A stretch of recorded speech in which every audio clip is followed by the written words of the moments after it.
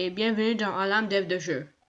Je suis Alam, un solo développeur de jeux vidéo et aujourd'hui je vais vous montrer un ennemi qui va suivre le joueur dans Unity et Visual Studio avec du code C#.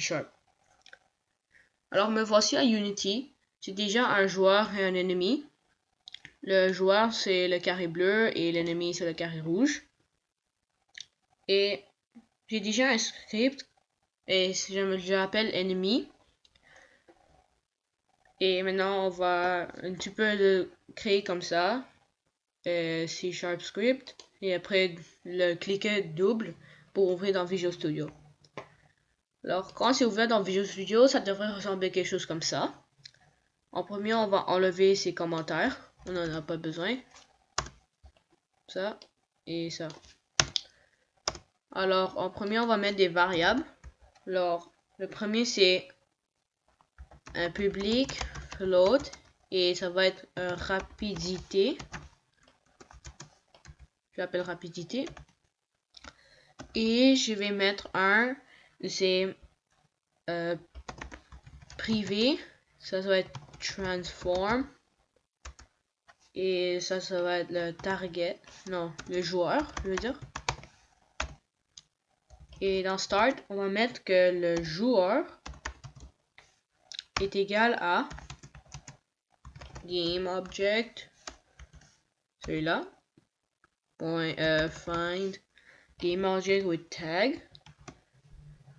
Et ici, non pas comme ça, je veux comme ça, on va mettre joueur dedans ça, joueur, et on va mettre get component transform, comme ça. Alors, et maintenant, dans update, on va faire transform dans position. Alors, la position du ennemi est égale à vecteur2 move towards, ça va bouger vers. Et en premier, on doit mettre la position maintenant. Alors, la position, transform.position. Après, on va mettre où il veut aller. Alors, on va mettre joueur.position. Et on va faire la rapidité. Alors, rapidité multiplié par time.delta time.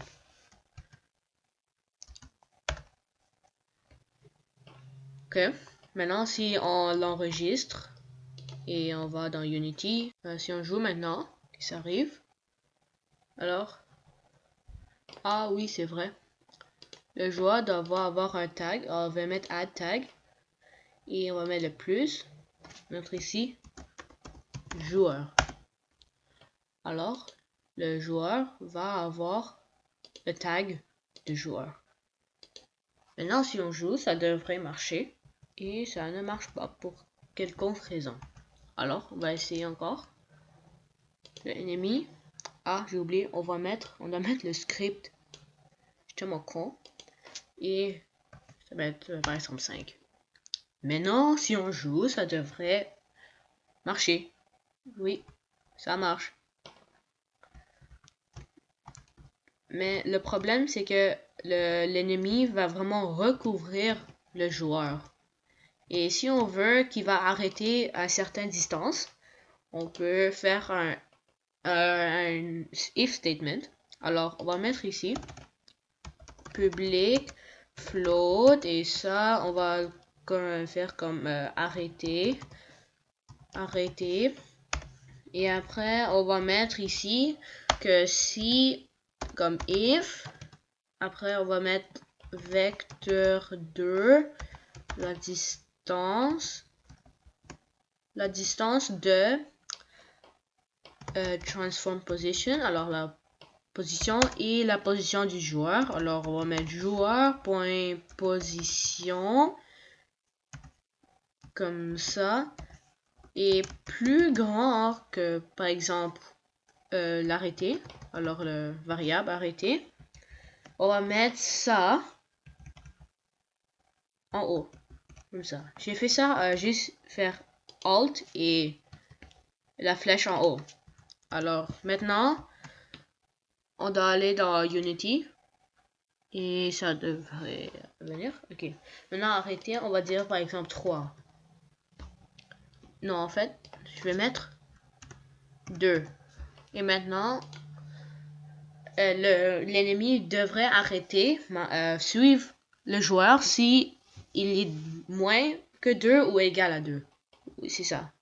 Si je marche, il va me suivre. Et quand j'arrête, il est de 2 de différence. Alors, il va continuer de suivre. Alors, c'est fini pour cette vidéo. J'espère que vous l'avez aimé.